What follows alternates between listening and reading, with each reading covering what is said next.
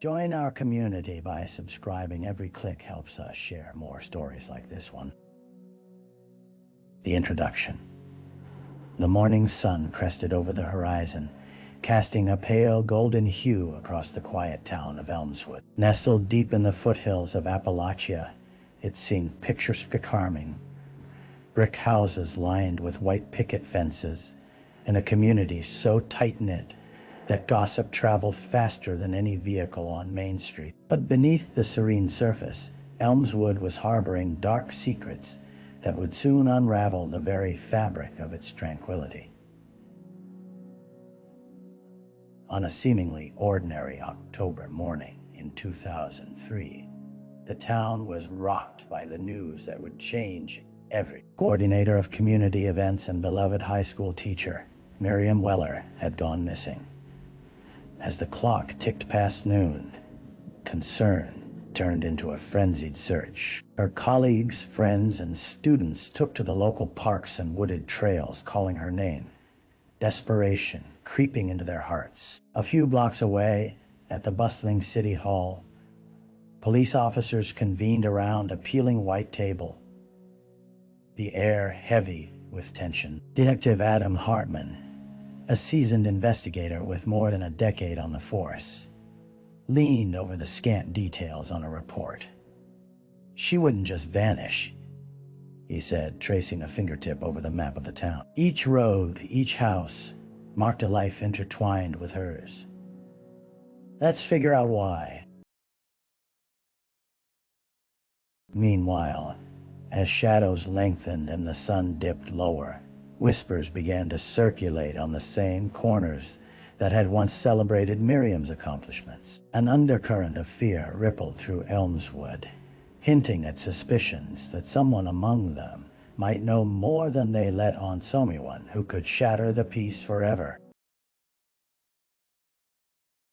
The victim, Miriam was a pillar of the Elmswood community, a woman whose presence seemed to illuminate even the dullest day. It was not unusual for her to be the first to arrive at the local high school, the sun barely peeking through the morning mists as she set up her classroom for the day. Decorated with students' art projects and motivational quotes in vibrant colors, her space felt warm and welcoming.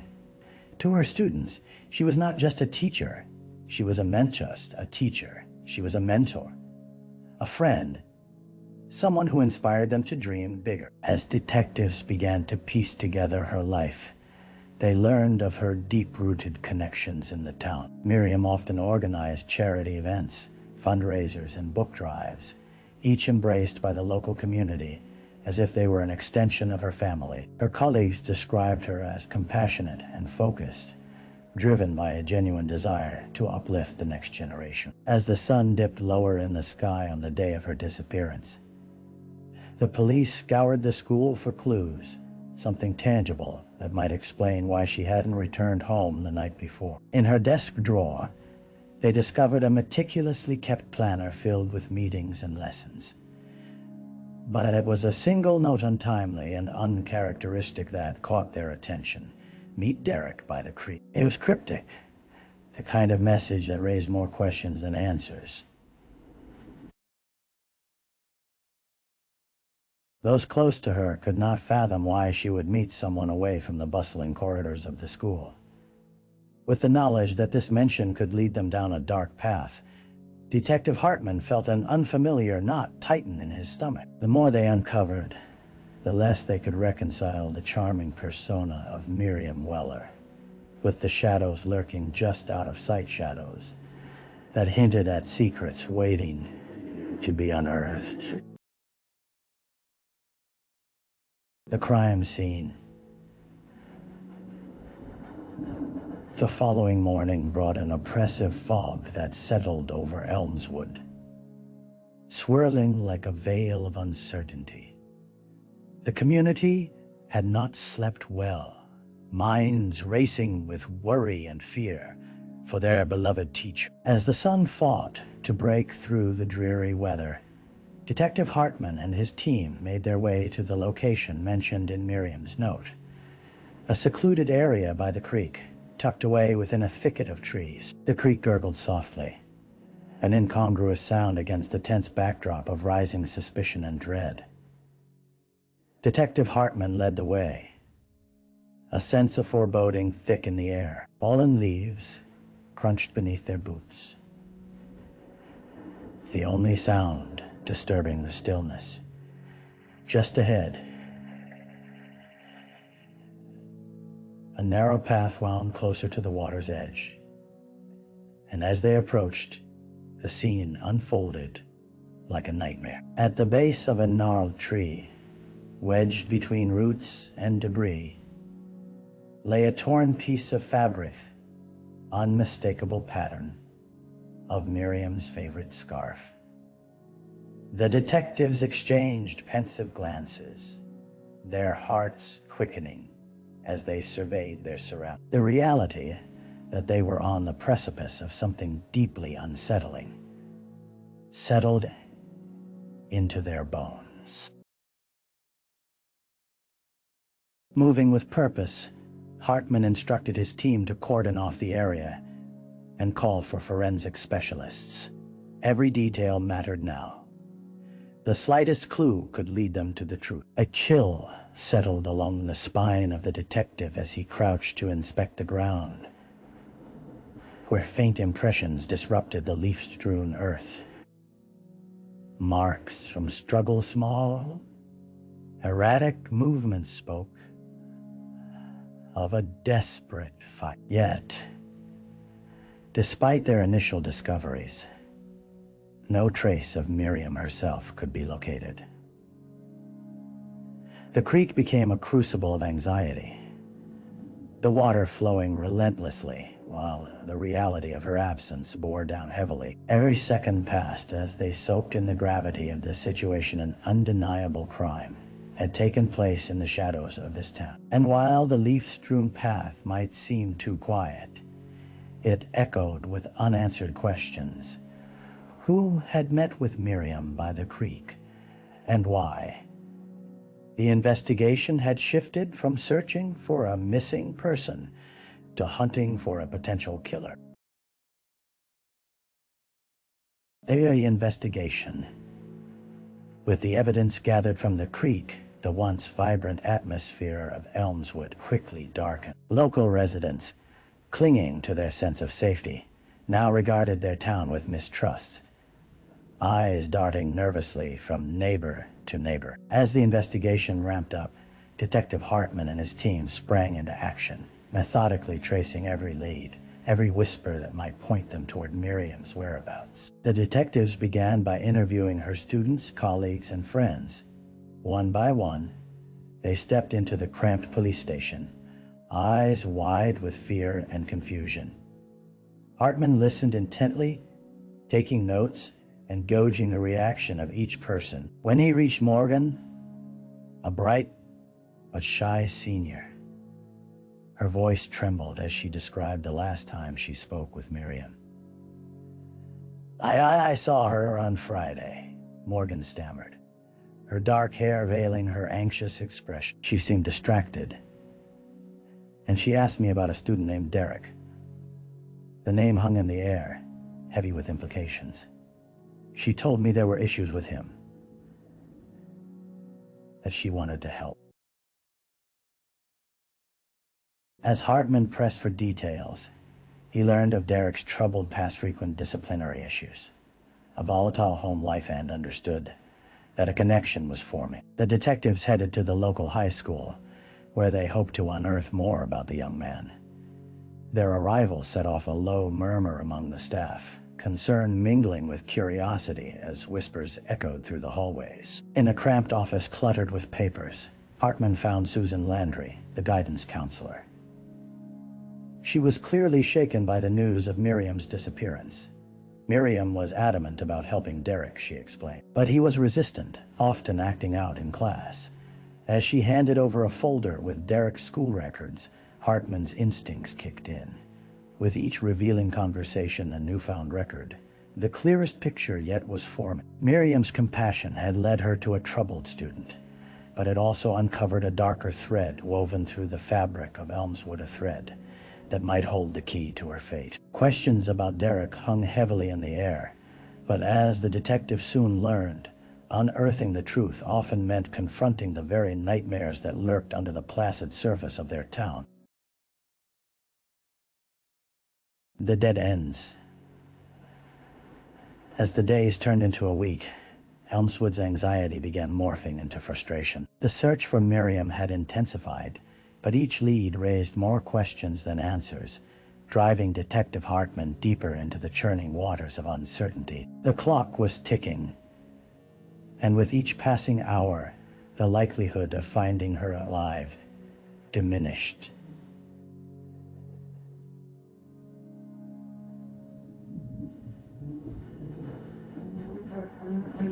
The town, once filled with unity, was fracturing under the strain of fear and suspicion. Investigators brought in Derek for questioning, hoping to unearth any connections he might have to Miriam's disappearance. He arrived looking withdrawn, his worn shoes scuffing against the linoleum floor of the interrogation room. Hartman observed him closely, the boy's defiance clashing with a glimmer of vulnerability in his eyes. "Tell us about your relationship with Miriam," Hartman began, scrutinizing Derek, who leaned back in his chair, crossing his arms, defiant. "We know she was trying to help you. She was just being nice. That's all," Derek muttered, his words curt and guarded. After pricking at the layers of his story, Hartman sensed the truth lying just beneath the surface. But as he dug deeper, every avenue led to a dead end. Derek's alibi checked out. He had been seen at home during the time of Miriam's disappearance, leaving the detectives frustrated and forcing them to pivot their focus. Next, Hartman turned to the records of Miriam's colleagues, searching for hints. They pored over emails and messages, sifting through mundane interactions for something more sinister. A recurring theme emerged: Miriam's activism had ruffled feathers among a few faculty members who resented her push for change. But after multiple interviews, promising leads evaporated, proving to be nothing but whispers of jealousy rather than a possible motive. As the investigation waded through thickening murk, Hartman felt the weight of the community's expectations pressing down on him. The local sheriff had received an increasing number of calls from frightened citizens, pushing for reassurance, for progress. But it was clear the clock was ticking fast. With each moment that passed, the shadows deepened, and the specter of a dark truth awaiting exposure loomed larger than ever before. In Elmswood, the search for Miriam was increasingly shrouded in a fog that defied clarity, and Hartman sensed that an unsettling revelation was just out of reach. A break in the case. Amidst the rising tension in Elmswood, a break in the case arrived unexpectedly one drizzly afternoon. Detective Hartman was poring over the details in the cramped confines of the local police station when an officer rushed in, breaths heavy with urgency. "We have a witness," he exclaimed, a hint of hope flickering in his eyes. "A woman just called in.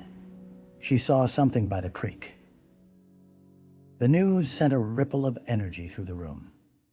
Hartman quickly gathered his team and followed the officer to a modest coffee shop where the witness, Clara Jennings, awaited.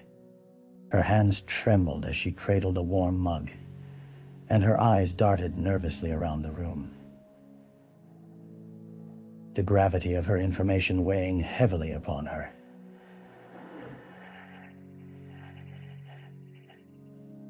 "I didn't want to get involved at first," Clara began, her voice a whisper. "But I was walking my dog last week near the creek when I saw a car parked along the side of the road. A dark blue sedan. I didn't think much of it until I heard raised voices.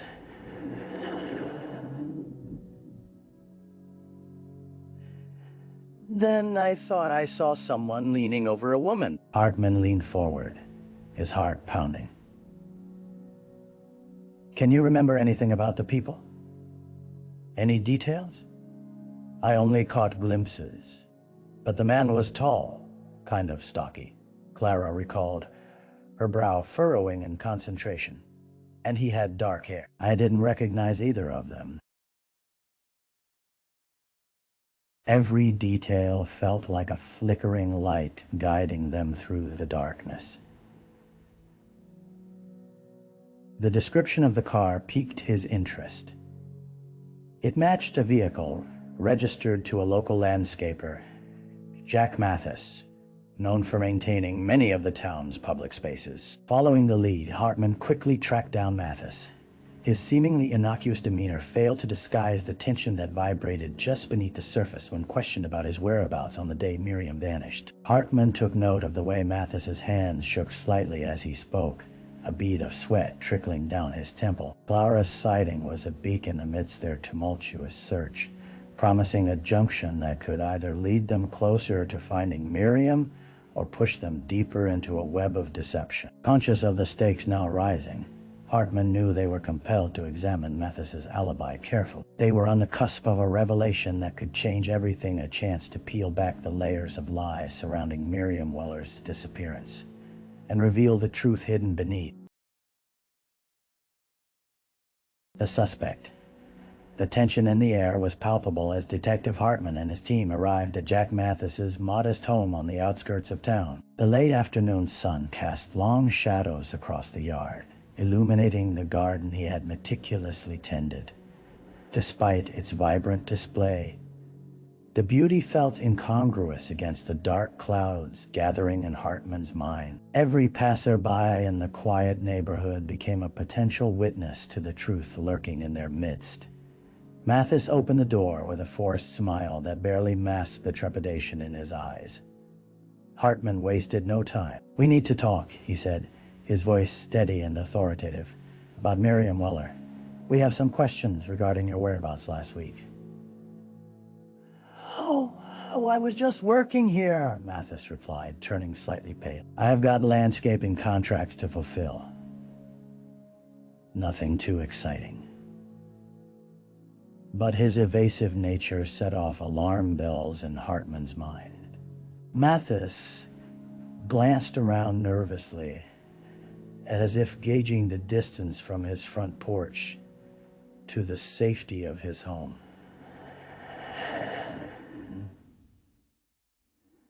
"No. I avoided that area. Too many," he almost said, "too many people," but hesitated and rephrased. Hartman leaned in closer. "Witnesses saw you near the creek. You need to tell me the truth right now." The intensity of his tone pierced through the veneer of calm Mathis had tried to maintain. Color drained from Mathis's face, and his hands trembled subtly at his sides. Hartman could see the anxiety boiling within him, the man's facade beginning to crumble. Okay. He finally muttered, sweat glistening on his brow. "I was there, but it was an accident. I didn't mean for it to happen." "What didn't you mean for it to happen?" Hartman prompted, sensing a crack in Mathis's defenses. Swallowed hard, stammering as he stumbled over his word. "Detail started with a disagreement. She wanted to talk about the garden designs, and how she was going to change everything. I just went to confront her about it." The confession settled like a heavy weight in the room. Hartman's pulse quickened. "Did you hurt her?" "No. I pushed her away just to get her to stop," Mathis blurted, desperation clawing at his voice. "I never wanted her to go missing." Each statement felt loaded with implications. The detective could sense they were on the edge of a darker, truth-the garden, of doubt, cultivated in the quiet corners of Elmswood, was about to bloom. Before he could press further, a low chatter of voices outside drew their attention. Neighbors had begun to gather, whispering among themselves, and Hartman realized they had to act. This could be the moment where the community would turn from fearing the unknown to confronting it head-on. As the walls of Mathis's story began to tighten, Hartman understood that examining the fine line between guilt and innocence would be crucial. The question lingered in the air like a ghost. What had truly happened during that fateful encounter by the creek? The trial. The stark interior of the Elmswood courthouse echoed with a low murmur of anxious conversations. The trial of Jack Mathis had transformed the once quiet town into a spectacle of heightened emotions and intensifying scrutiny. News crews from nearby cities gathered outside, their cameras aimed at the courthouse like hungry beasts, ready to consume every detail of the unfolding drama. Inside the courtroom, the atmosphere felt heavy with the weight of community expectation. A panel of jurors sat at the front, their expressions solemn and unwavering, as if they were acutely aware of the gravity of the proceedings. Detective Hartman observed from the back, feeling a familiar sense of anticipation and dread as the attorneys prepared to lay bare their cases. The prosecution opened with a compelling narrative, painting a picture of a once-beloved teacher swept away by a violent confrontation with a troubled landscape. They presented eyewitness testimony from Clara, whose recounting of the heated exchange at the creek brought gasps from the audience. The defense countered with a portrayal of Mathis as an unwitting participant caught in a misunderstanding. But the tension in the room suggested that many had already made their judgments. As evidence was revealed, text messages exchanged between Miriam and Mathis, and a pair of shoes belonging to the defendant, bearing slight signs of a struggled weight of the case, pressed down on everyone. Hartman's heart raced as he understood the implications. Mathis may have underestimated the emotional turmoil that had erupted that day by the creek. When Mathis finally took the stand, he appeared visibly shaken, yet he maintained a facade of innocence. He recounted the events of that day in a voice trembling with fear. "I never intended for things to escalate. It was just a moment of panic," he insisted, tears brimming in his eyes. Yet, beneath the surface, uncertainty lingered, a flicker of hidden truths and misgivings that suggested his words might not align with reality. As the trial unfolded over the next week, Hartman became keenly aware of the town around him. Friends and neighbors grappled with the duality of their memories of Miriam's vibrant spirit and the sobering realization of her vulnerability. The haunting question remained: how could someone we once trusted become embroiled in such tragedy? Finally, the jury retreated to deliberate, the tension palpable in the courtroom as all eyes turned to the door. When they returned, a thick silence enveloped the room, the air hanging heavy with anticipation. The foreperson stood, delivering a verdict that would echo through Elmswood for years to come, an assessment of guilt that would shape the narrative of this small town forever. Justice would tread a delicate path, and as Hartman reflected on the unfolding outcome, the true cost of the investigation weighed on his soul. A community's peace had been shattered, and alongside its quest for retribution, the hope for healing flickered faintly on the horizon. The story of Miriam Weller would become a shadow that lingered, a haunting reminder of both love and loss, binding Elmswood in its aftermath. The aftermath. In the weeks following the trial, Elmswood struggled to reconcile the impact of the verdict with the memories of their beloved teacher. The news that Jack Mathis had been found guilty of manslaughter left the community reeling, yet the courtroom's finality provided little comfort. The tension that had hung over the town like a black cloud remained, permeating every conversation and interaction. Detective Hartman found himself haunted by the fallout.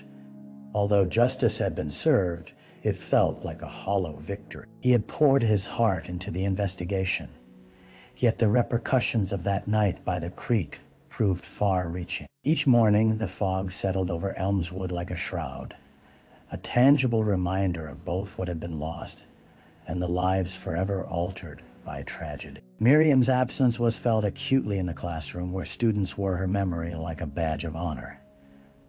The school held a vigil, a candlelight memorial where her friends and colleagues shared warm stories of laughter and kindness. Muffled sobs mingled with the flickering flames, casting a pattern of light and shadow as attendees attempted to honor a life snuffed out too soon.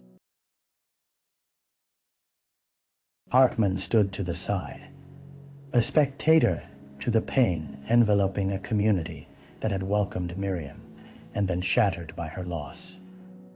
He watched as students whispered amongst themselves, promising to uphold her legacy of compassion and support. In the wake of loss, perhaps a spark of resilience began to emerge, but the scars would take time to heal. The trial had ignited conversations about mental health, accountability, and the darker corners of small-town life. For every neighbor who harbored no ill will toward Mathis, there was another who felt the sting of betrayal. Friends split into factions, incubating a divide that simmered just beneath the surface, testing the bonds that had long entwined them. As winter crept in, the first snow blanketed Elmswood, muffling the outlines of the world around it. Hartman took solitary walks through the town, contemplating his own role in this tragedy. What had started as a simple case of a missing person had spiraled into a profound exploration of human vulnerability, compassion, and the sheer unpredictability of fate. In the quiet of a snow-laden evening, he returned to the creek, the fading light flickering on the water's surface. The area had become a symbol of hope and despair, a reminder that beneath the placid facade of ordinary lives, darkness could thrive. He closed his eyes, allowing the cold air to envelop him, and whispered a promise. He would continue to seek justice, not only for Miriam, but for every story buried beneath the surface of silence. In Elmswood, the echoes of her life would resonate long after the storms had passed. Reflection. As the final remnants of snow melted into the earth, Detective Hartman found himself sitting on the familiar bench at Elmswood Park, the weight of the past few months settling upon his shoulders. He watched children play nearby, their laughter ringing like a distant memory of simpler times' joy, untainted by the darkness that had crept through their town. In this moment of tranquility, Hartman felt the strange duality of life, where innocence and loss could coexist in a delicate balance. He reflected on Miriam Weller, the vibrant teacher who had touched so many lives, and how swiftly the course of her story had altered. Her compassion for others had been her guiding light, yet that very light had drawn her into the shadows of danger. Hartman could not shake the feeling that the threads of their lives had been irrevocably intertwined during this case, a haunting reminder of the fragility of trust, the hidden battles within their seemingly idyllic community. In time, Elmswood would heal, though some wounds might never fully close. The pain would linger, but perhaps it would also serve as an impetus for profound change. As Hartman rose from the bench, A renewed sense of purpose washed over him. He would continue to serve and protect, to probe into the hidden corners, ensuring that every story was told, every life honored. The lessons learned from Miriam's disappearance would resonate far beyond the creek and into the hearts of those who loved her. With steps resolute, he walked a familiar path home, knowing that for every shadow cast, there was also the potential for light, both past and present. Pain and hope, forever woven together in the story of Elmswood.